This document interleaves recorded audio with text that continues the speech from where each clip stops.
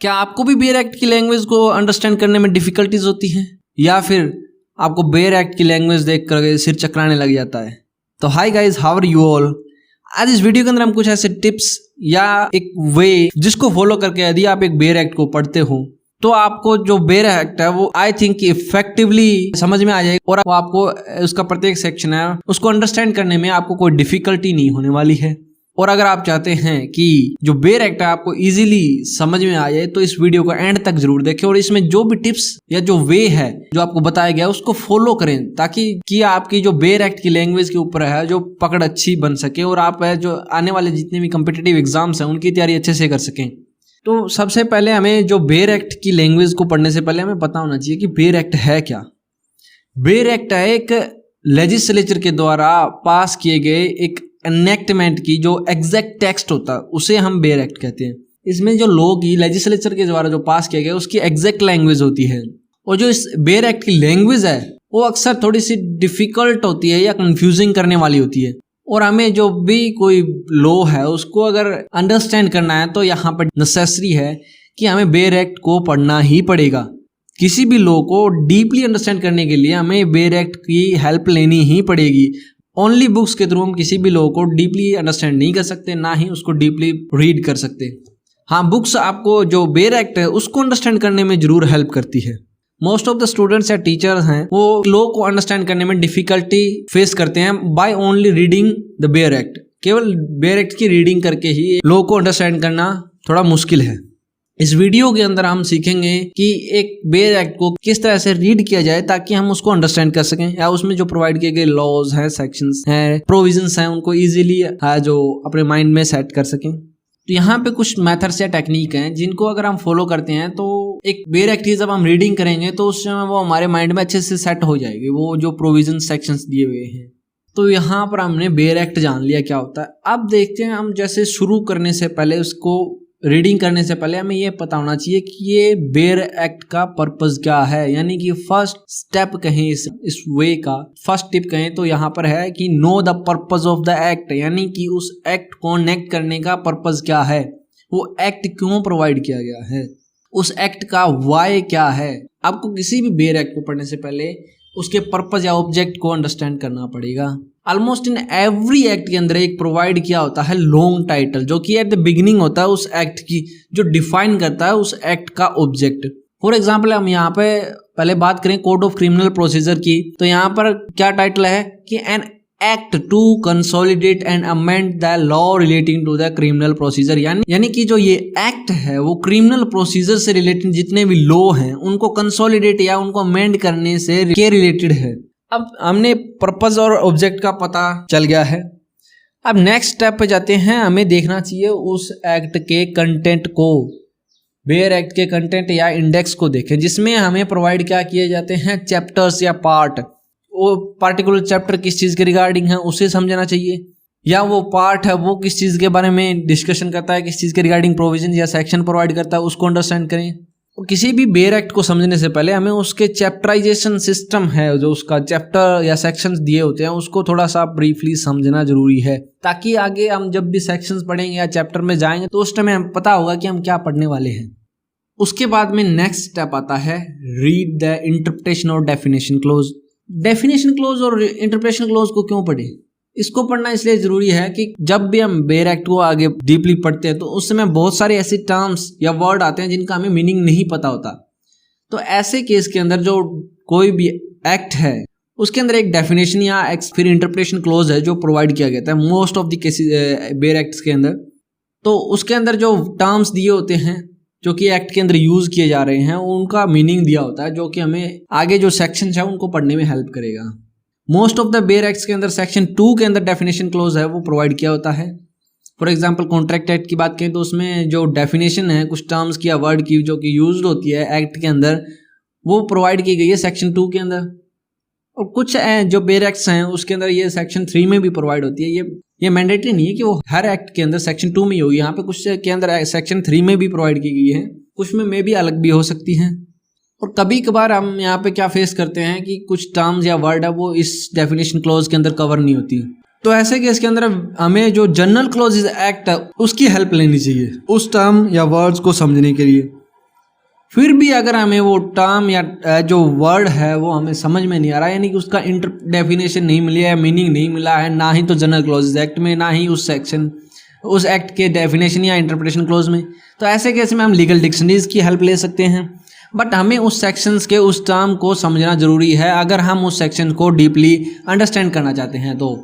अगर आप simple dictionaries की हेल्प लेते हैं तो मे बी आपको थोड़ा सा मीनिंग है वो डिफरेंट मिलेगा, क्योंकि जो लॉ के अंदर जो मीनिंग होता है एक इंग्लिश वर्ड का, वो एक नॉर्मल जो डिक्शनरी का जो मीनिंग है उसमें थोड़ा सा कभी कभार डिफरेंस होता है। तो मैं प्रेफर करूँगा कि आप लीगल डिक्शनरी की ही हेल्प लें। तो इसके बाद में नेक्स्ट स्टेप्स आता है, अब सेक्शंस इंटरप्रिटेशन क्लोज हमने देख लिया, ऑब्जेक्ट का हमें पता चल गया, इंडेक्स हमने या कंटेंट हमने देख लिया। अब बात करते हैं सेक्शंस पे आते हैं, हम लोग सेक्शंस पढ़ना शुरू करेंगे। तो सेक्शंस को किस तरह से पढ़ें कि हमें वो चीज़ है एकदम से क्लियर हो जाए, तो उसके लिए एक प्रोसीजर है, उसको फॉलो करेंगे तो आई थिंक कि आपको वो जो सेक्शन है वो अच्छे से याद हो जाएगा और आप उस सेक्शन को कभी नहीं भूलोगे।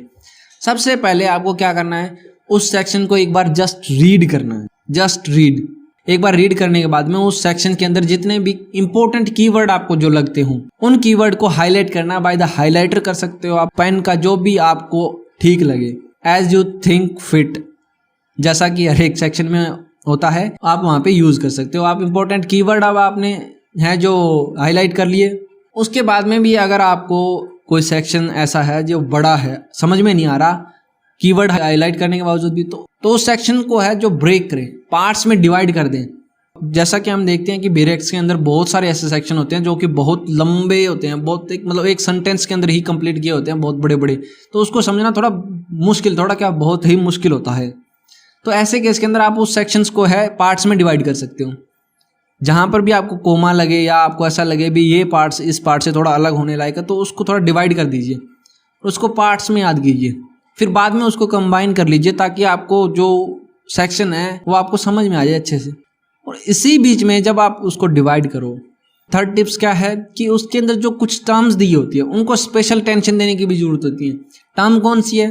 टर्म जैसे कि शेल, मे, और, एंड, इस तरह की जो कुछ टर्म्स होती हैं उनको भी आपको समझना जरूरी है, क्योंकि यहाँ पर आप मे, शेल का जो यूज़ है उसको देखना जरूरी है। क्योंकि लॉ के अंदर जो मे का मीनिंग है वो क्या है, शेल का मीनिंग क्या है, मैंडेटरी है या डायरेक्टरी है, उस तरह से उनको समझना जरूरी है, क्योंकि इन दो वर्ड्स का मीनिंग बहुत जरूरी होता है लॉ की बेयर एक्ट की लैंग्वेज के अंदर। हम इन दोनों वर्ड्स को एक दूसरे की जगह पे यूज नहीं कर सकते। अब नेक्स्ट स्टेप आता है इंटरप्रिटेशन का। अब उस सेक्शन को हमने ब्रेकआउट कर लिया, उसके जो टर्म्स हैं उसको पढ़ लिया, कीवर्ड हाईलाइट कर लिया, अब उसकी इंटरप्रिटेशन कैसे करें। इंटरप्रिटेशन कहता है कि हमें उस सेक्शन को एज इट इज़ पढ़ना पड़ेगा। हम उस सेक्शन के अंदर कुछ भी अनुमान नहीं लगा सकते, गैस नहीं कर सकते। जो सेक्शन के अंदर हमें बताया गया है हमें वही करना पड़ेगा, यानी कि जो सेक्शंस की लाइनिंग या सेंटेंसेस कहते हैं वही वो सेक्शन है। और फिर भी अगर आपको सेक्शन में कहीं भी डाउट है, फिर भी नहीं समझ में आ रहा, तो आप बुक्स की हेल्प ले सकते हो, कमेंट्री की हेल्प ले सकते हो। बुक्स की हेल्प में कैसे, जैसे कि जो CPC है उसकी बुक्स उठाइए, उसमें से कुछ इंपॉर्टेंट जो सेक्शन दिया गया है उसको देखिए, वहाँ पे एलोबरेट क्या होता है, उसमें साथ में कुछ केस लॉज दिए होते हैं, उसको एक एग्जांपल्स के थ्रू भी एक्सप्लेन किया होता है, वहाँ पे एक्सप्लेनेशन होते हैं, उनकी भी आप हेल्प ले सकते हो उस सेक्शंस को पढ़ने में। अब आपको बुक्स के थ्रू आपने उसको सेक्शन को पढ़ा, अब उसमें मान लो आपको कोई मैटर इंपॉर्टेंट लग गया जो कि बेयर एक्ट में मेंशन नहीं है लेकिन आपकी बुक्स में है, तो आप ये तो नहीं है कि बार बार उस बुक्स को उठाओगे जब भी आपको रिवाइज करना हो। तो उसके लिए आप यहाँ पे या तो उस सेक्शन के साइड में उस इंपॉर्टेंट मैटर को राइट कर सकते हो,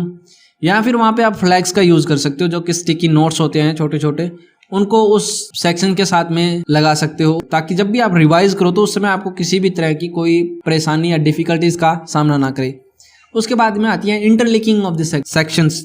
इंटरलिंकिंग क्या है, अब कोई सेक्शन है जो कि पार्टिकुलर किसी अदर सेक्शन के साथ में रीड किया जाता है, तो ऐसे केस के अंदर आपको जो सेक्शन, जैसे आप 14 सेक्शन किसी भी एक्ट का पढ़ रहे हो, उसके साथ में किसी सेकंड एक्ट का या उसी एक्ट का कोई सेक्शन आगे फर्दर 50 या 40 अगर इंटरलिंक है वो उसके साथ में उसको पढ़ा जाना है, तो वहाँ पर उस सेक्शन के आगे आप लिख सकते हो भी ये सेक्शन भी इसके साथ में है, मतलब सेक्शन 14 के आगे आप लिख सकते हो 50 या जो भी अदर एक्ट का है तो वो उसमें लिख सकते हो, ताकि रिवीजन के टाइम आपको आसानी हो सके।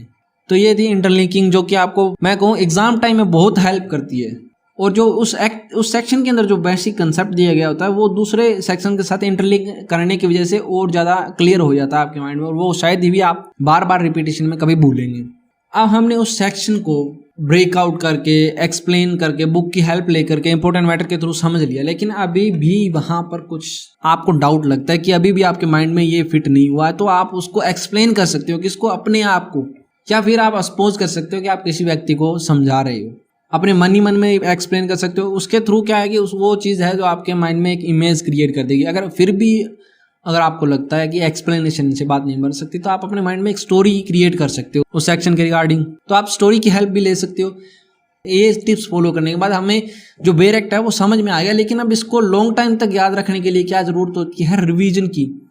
क्योंकि जब भी हमारी माइंड के अंदर कोई लॉन्ग टर्म मेमोरी हमें पुट करनी होती है, तो उसके साथ में हमें रिवीजन जरूरी होती है, और बार बार रिवाइज करने से वो चीज़ हमारे माइंड में लॉन्ग टर्म मेमोरी में चली जाती है, और फिर उस चीज़ को हम कभी भी भूलते नहीं। तो हम इस चैनल के ऊपर जितनी भी प्लेलिस्ट है या जितने भी सब्जेक्ट हैं उनके रिगार्डिंग जितनी भी वीडियो डालने वाले हैं, उनके अंदर जितनी हो सके उतना ज़्यादा हम इसी प्रोसीजर को फॉलो करके उन वीडियोज़ को बनाएंगे। यानी कि किसी प्लेलिस्ट है एक्ट की, जैसे हमने 2 प्लेलिस्ट अभी डाल रखी है, तो उनके अंदर सबसे पहले चैप्टर वाइज स्कीम, कौन सा चैप्टर किसके बारे में कहता है, कौन सा सेक्शन किसके बारे में, उसके बाद में उन सेक्शंस को ब्रेकआउट करके उनको एक्सप्लेनेशन के थ्रू, एग्जाम्पल्स के थ्रू, या कहीं हो सका तो हम उनको स्टोरीज के थ्रू भी समझाएंगे। तो हम इस चैनल के ऊपर हो सका तो यहाँ पर लोगों को उतने इजी तरीके से समझाने की कोशिश करेंगे जितना हमसे हो सका। तो इस चैनल को सब्सक्राइब कर लें ताकि आप यहाँ पे कोई भी वीडियोस है वो मिस ना करें। और आप ये अगर प्रोसीजर फॉलो करते हो तो आपको डेफिनेटली ये किसी भी कम्पिटिटिव एग्जाम में भी हेल्प करेगी, चाहे कोई भी कम्पिटिटिव एग्जाम हो, क्योंकि एक बेसिक टिप्स हैं जो कि बहुत सारे स्टूडेंट्स के एक्सपीरियंस से ली गई है, या फिर इसमें कुछ मेरा पर्सनल एक्सपीरियंस के तौर पे भी इसमें ऐड किए गए हैं कुछ टिप्स। तो इन सभी जो टिप्स थी उनको एक वे के अंदर एडजस्ट करके इस वीडियो में आपको प्रेजेंट कर दिया। अगर आप चाहते हैं कि इस जितने भी प्रोसीजर है उनके साथ विद एग्जांपल एक वीडियो आनी चाहिए, तो नीचे कमेंट सेक्शन में कमेंट कर सकते हो, ताकि अगर हो उसका पॉसिबल तो हम इन जितने भी स्टेप्स हैं उनके साथ में, उनके जो एग्जांपल है उनके साथ में भी एक वीडियो अपलोड कर सकते हैं। ये थे कुछ बेर एक्ट को पढ़ने के रिगार्डिंग कुछ टिप्स कि किस तरह से हम एक बेर एक्ट को पढ़ें ताकि वो हमारे माइंड में फिट हो ये, और इन फ्यूचर में हम जब भी कोई एग्जाम हो, कोई कॉम्पिटिटिव एग्जाम हो, तो उस टाइम हम भूले ना, और एक रिवीजन के माध्यम से ही हम उस बेर एक्ट को आसानी से याद कर सकें। आई होप कि आपको जितने भी टिप्स थे वो समझ में आ गए होंगे। अगर ये वीडियो आपको अच्छी लगी और आप चाहते हैं कि इस वीडियो को अपने दोस्तों के साथ शेयर करना चाहिए ताकि उनको भी एक बढ़िया वे मिले, कुछ टिप्स मिले, ताकि वो भी बेर एक्ट को समझें, जो कि बेर एक्ट के नाम से डरते हैं, तो उनके साथ में शेयर करें और इस चैनल को सब्सक्राइब कर लें ऐसी और वीडियो पाने के लिए। और इस चैनल पर जितनी भी वीडियोज़ डाली जाएंगी वो इसी प्रोसीजर को ही फॉलो कर करके डाली जाएंगी। Thanks for watching video, like and subscribe for more such video, keep learning.